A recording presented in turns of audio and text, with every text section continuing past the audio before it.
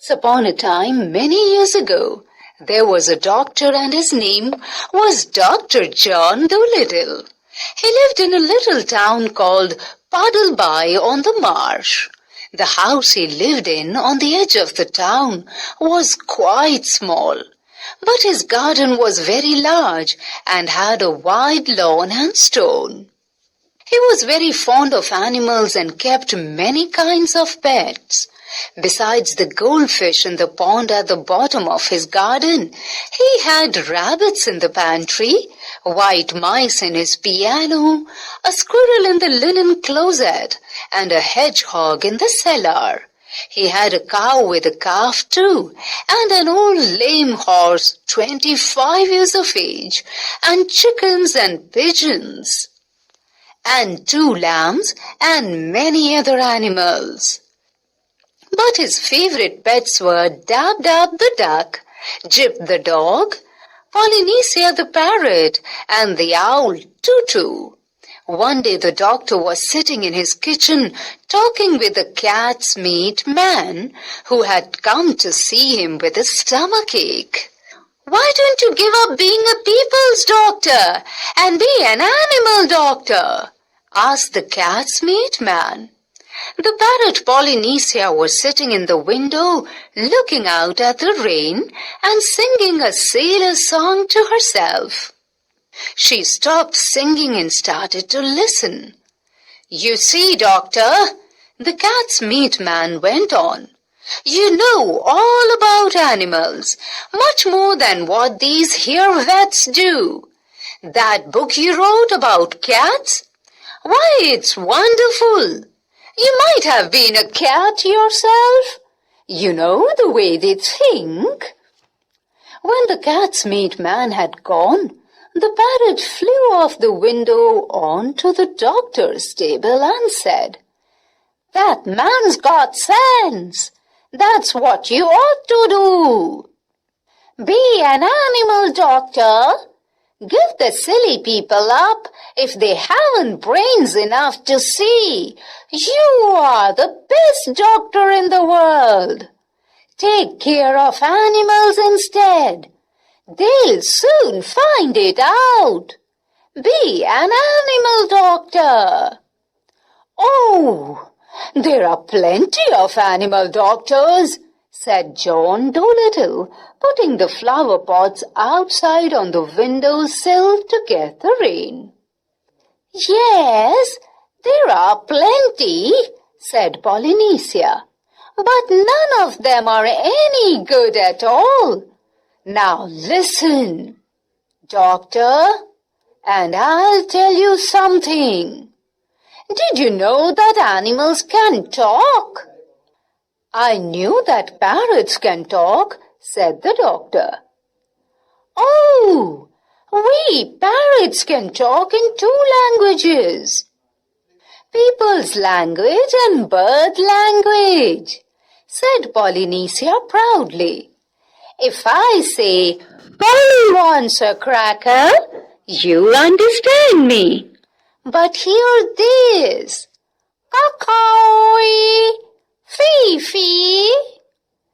"Good gracious!" cried the doctor. What does that mean?" "That means, 'Is the porridge hot yet?' in bird language." "But you have never talked that way to me before," said the doctor. "What would have been the good?" said Polynesia, dusting some cracker crumbs off her left wing. "You wouldn't have understood me if I had." "Tell me some more," said the doctor, all excited, and he rushed over to the dresser drawer and came back with a butcher's book and a pencil. "Now, don't go too fast and I'll write it down.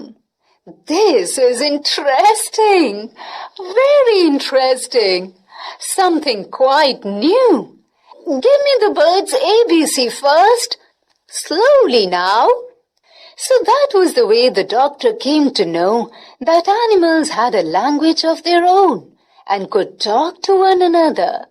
And all that afternoon, while it was raining, Polynesia sat on the kitchen table, giving him bird words to put down in the book.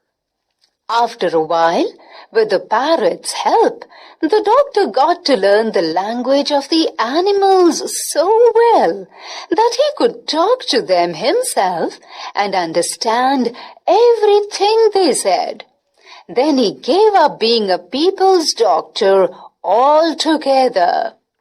One day, a plough horse was brought to him, and the poor thing was terribly glad to find a man who could talk in horse language.